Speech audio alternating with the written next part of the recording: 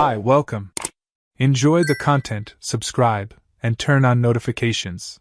Mark has always had a centered personality. Discreet, observant, one of those who prefer to listen before offering an opinion.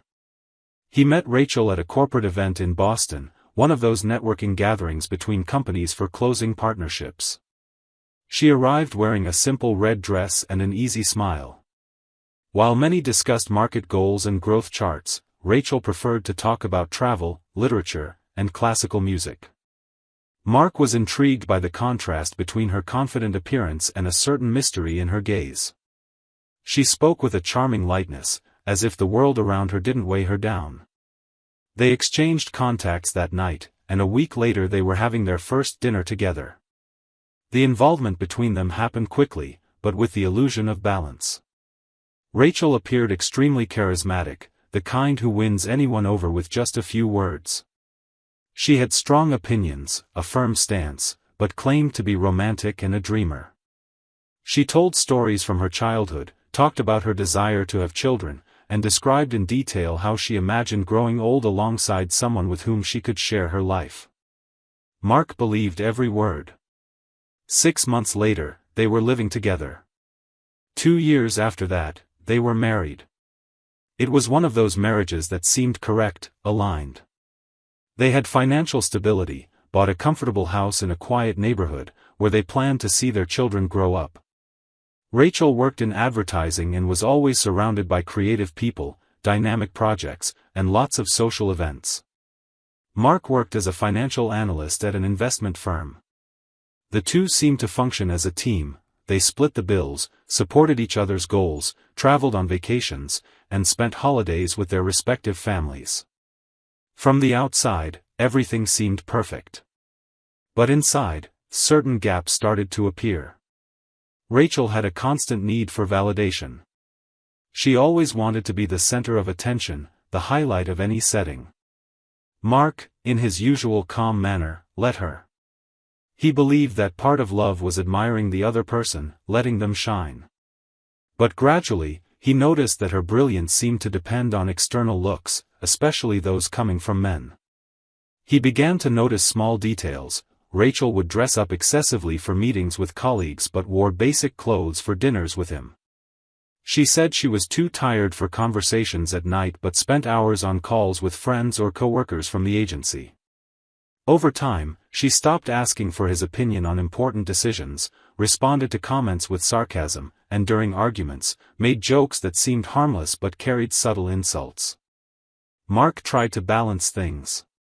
He insisted on honest conversations, suggested small changes in their routine, proposed trips, romantic dinners, anything that might reconnect them. Rachel always smiled but gave vague answers. Sometimes she changed the subject, other times she seemed irritated, as if he were demanding too much. One day, he mentioned wanting to have children. Rachel fell silent, smiled as if hearing a joke, and changed the topic. Mark interpreted this as resistance, perhaps fear. But he chose to believe it was just a matter of time. Despite the signs, he clung to hope. He was convinced that every relationship goes through phases and that patience was proof of love. But as the months went by, the distance between them was no longer silent. It was felt in their bodies, in their gazes, in their dry words. Rachel seemed to live in another reality, one where Mark existed only as a social obligation. Still, he persisted. He thought about everything they had built together, the promises exchanged, the person she claimed to be when they first met. The image of that sweet and enchanting woman still lived inside him, even though it was far from the reality he faced. Mark clung to the past like someone holding onto an old photograph, believing it could still be real. He didn't see that time had already changed everything. While he tried to save what was left, Rachel had already turned the page without looking back. The estrangement between them stopped being a silent discomfort and became an open wound, bleeding every day with small actions that said more than any words. Rachel began extending her work hours frequently, always claiming urgent deadlines, impromptu meetings, or last-minute invitations to corporate dinners. Mark tried to believe, tried to trust, but her arguments sounded rehearsed. She no longer explained herself with the same care as before, speaking impatiently, as if justifying herself was a nuisance. During dinners, which now happened less often, she was always distracted. She'd arrive, take off her shoes, grab a glass of wine, and stay glued to her phone. The smile that used to be reserved for him now appeared when she read messages. Mark observed in silence. Sometimes he tried to start a conversation, ask about her day, or make a joke to lighten the mood. Rachel responded with short phrases, changed the subject, pretended to be tired, and retreated early. He resisted the urge to snoop through her phone, to follow her steps, or to confront her without evidence. He chose the path of honesty. One night, while she was preparing something in the kitchen, Mark took a deep breath and said exactly how he felt. That he felt excluded from her life. That he was there, ready to fight, but needed clarity. Rachel turned her face away, crossed her arms, and made a sarcastic comment about meaningless drama. When he mentioned the desire to start a family, to have a child with her, her response was a cold phrase, spoken without emotion, almost like a cut, "That's your problem." Mark stood there, looking at her as if facing a stranger. The woman with whom he had shared dreams now treated his feelings as an inconvenience. Still, he didn't give up. That same week, he spoke with a close couple of friends and asked for a therapist recommendation. He explained that he wanted professional help, that he believed it was still possible to rebuild their connection, to understand what was being lost. He scheduled a session with Dr. Cole Bennett, someone with an excellent reputation, known for working with couples in crisis. On the morning of the appointment, Rachel seemed distant but went along. In the car, the two stayed silent.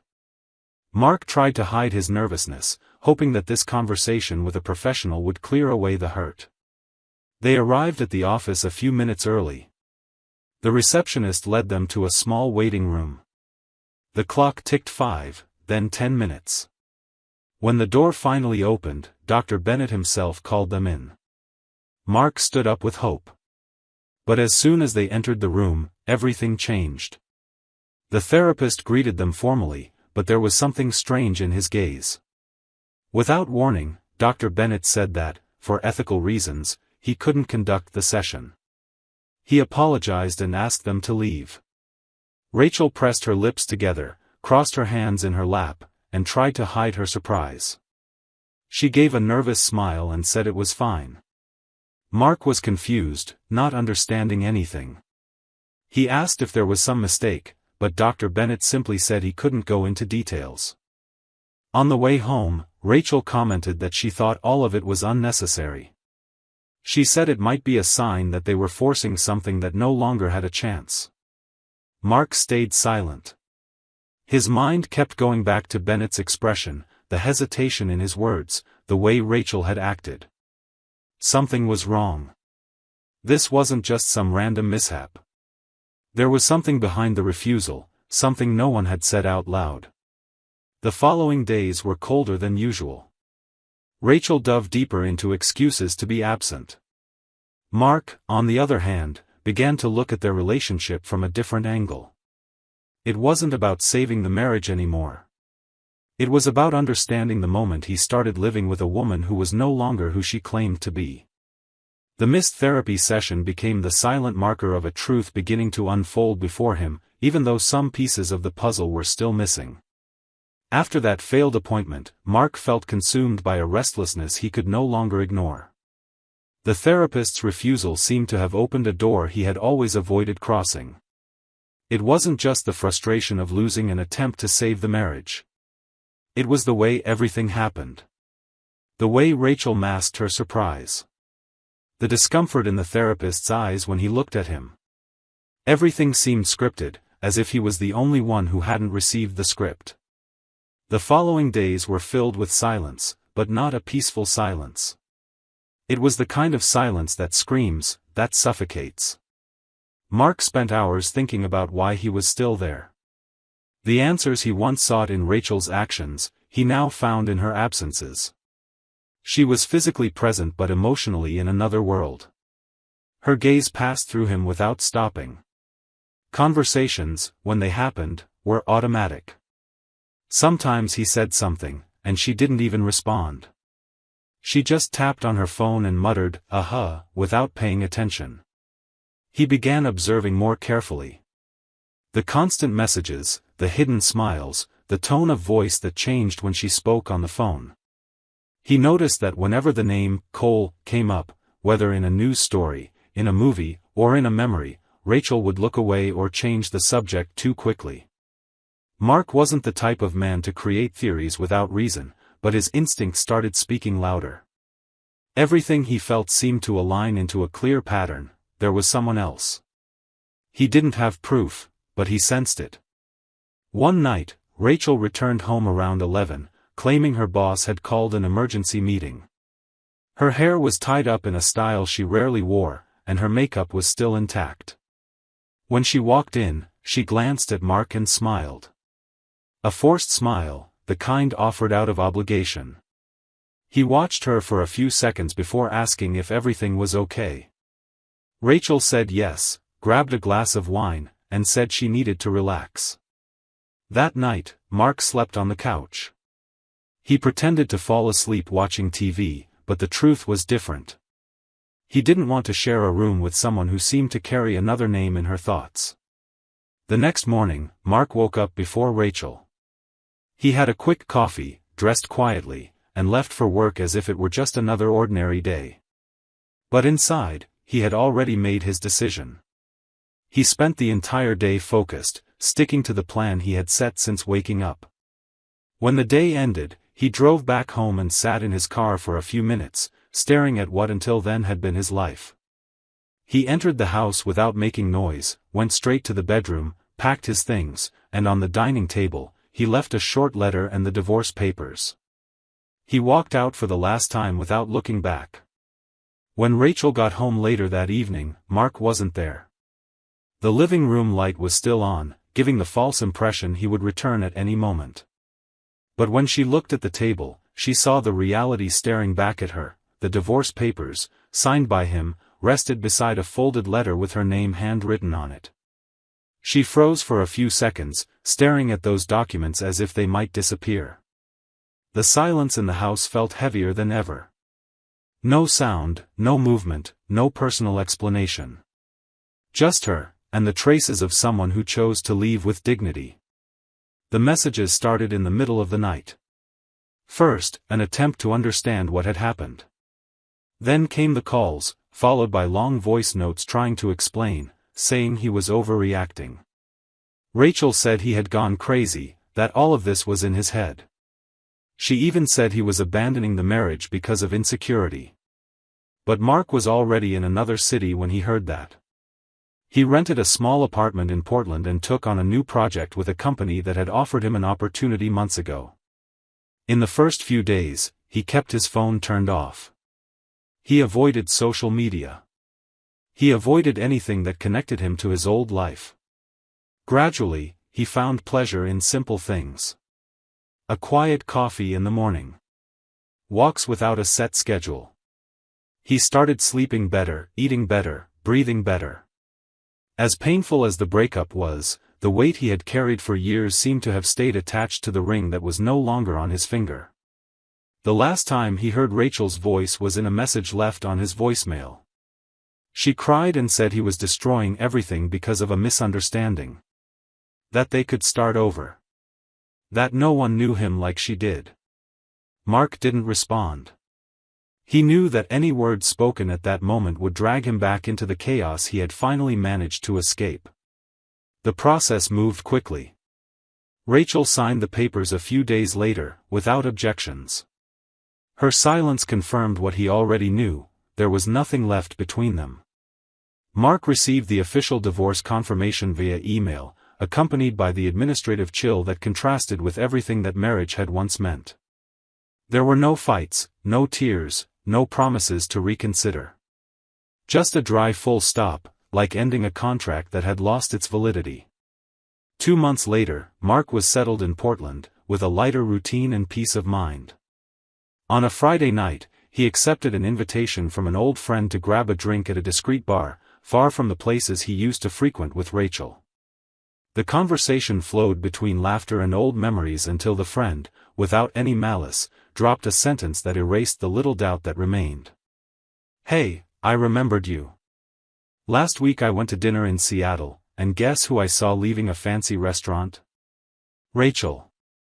Holding hands with an elegant guy, light suit, polished demeanor. She looked very comfortable with him, like they'd been together for a while.